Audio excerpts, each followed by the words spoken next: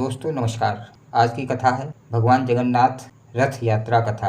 भगवान जगन्नाथ श्री कृष्ण के ही एक रूप माने जाते हैं। उनका अनूठा रूप है, बिना हाथ पैरों के, बड़ी बड़ी आँखों वाला, भक्तों के लिए अचंभे से अधिक भक्ति का विषय है।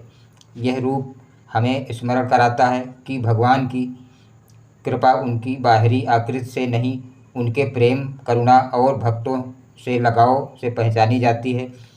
पुरी जगन्नाथ मंदिर में श्री कृष्ण, उनके भ्राता बलभद्र और बहन सुभद्रा जी विराजमान हैं। ये तीनों भगवान रथ यात्रा में रथ पर बैठकर नगर भ्रमण करते हैं, जो विश्व की सबसे बड़ी सार्वजनिक धार्मिक यात्राओं में से एक है। इस यात्रा से जुड़ी कई कथाएं हैं। उनमें एक प्रमुख कथा है द्वारका से मथुरा जाने की। जब श्री कृष्ण मथुरा से द्वारका चले गए और यदुवंश का विस्तार हुआ तो उन्होंने मथुरा की यादों को सहेज कर रखा। श्री कृष्ण ने जीवन के उत्तरार्ध में अर्जुन से कहा था, मुझे मथुरा और वृंदावन की गलियों की बहुत याद आती है। राधा, गोपियाँ, नंद बाबा, यशोदा माँ, उन सबका स्नेह मेरे हृदय में बसा है। श्री कृष्ण बार बार वहाँ लौटना चाहते थे, परंतु समय और राज्य के दायित्वों ने उन्हें रोक रखा था। यह रथ यात्रा इसी इच्छा की पूर्ति का प्रतीक मानी जाती है। जब भगवान श्री कृष्ण, बलराम और सुभद्रा जी अपने भक्तों के बीच आते हैं तो वह उस विरह की पूर्ति करते हैं जो राधा और गोपियों को श्री कृष्ण से बिछड़ने के बाद हुआ था। पुरी के जगन्नाथ मंदिर का निर्माण राजा इंद्रद्युम्न ने करवाया था। ये मंदिर एक अद्भुत रहस्यों का केंद्र है। जैसे सागर की ओर बहती हवा का मंदिर के ध्वज को विपरीत दिशा में उड़ाना, मंदिर की छाया का न दिखाई देना और रसोई घर की अद्भुत व्यवस्था, माना जाता है कि भगवान स्वयं यहाँ की व्यवस्था को संचालित करते हैं। रथ यात्रा की परंपरा भी हजारों वर्षों पुरानी मानी जाती है। यह यात्रा आषाढ़ शुक्ल द्वितीया, जून जुलाई के महीने में होती है। भगवान को मंदिर से बाहर निकालकर 3 भव्य रथों में बैठाया जाता है और गुड़िंचा मंदिर तक ले जाया जाता है। यह यात्रा करीब 3 किलोमीटर की होती है। तीनों रथों के नाम और विशेषता। नंदी घोष श्री जगन्नाथ जी का रथ, ऊंचाई 45 फीट, पहिए 16, ध्वज गरुड़ ध्वज, रथ का रंग लाल और पीला, खींचने की रस्सी शंखचूड़ा, ताल ध्वज। बलभद्र जी का रथ, ऊंचाई 44 फीट, पहिए 14, ध्वज ताल वृक्ष, रथ का रंग लाल और हरा, रस्सी वासुकी दर्भ दलन। सुभद्रा जी का रथ, ऊंचाई 43 फीट, पहिए 12, ध्वज कमल, रथ का रंग लाल और काला, रस्सी स्वर्णचूड़ा। इन रथों का निर्माण हर वर्ष नए साल वृक्षों से किया जाता है। कारीगरों को यह काम पुश्तैनी विरासत के रूप में मिलता है।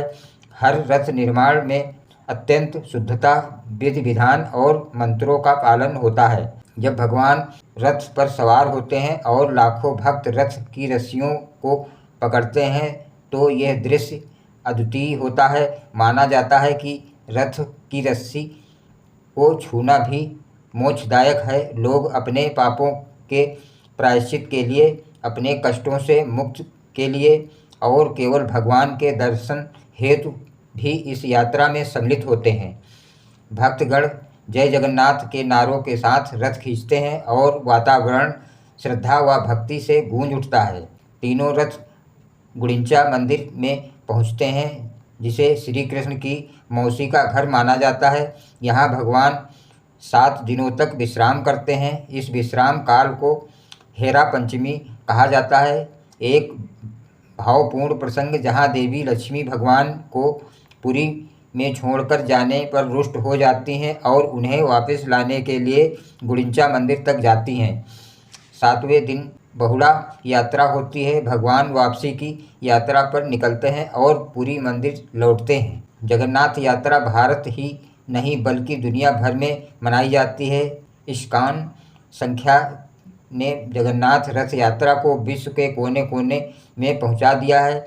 अमेरिका, रूस, इंग्लैंड, ऑस्ट्रेलिया, अफ्रीका, जहाँ भी श्री कृष्ण के भक्त हैं वहाँ जगन्नाथ की यात्रा निकाली जाती है।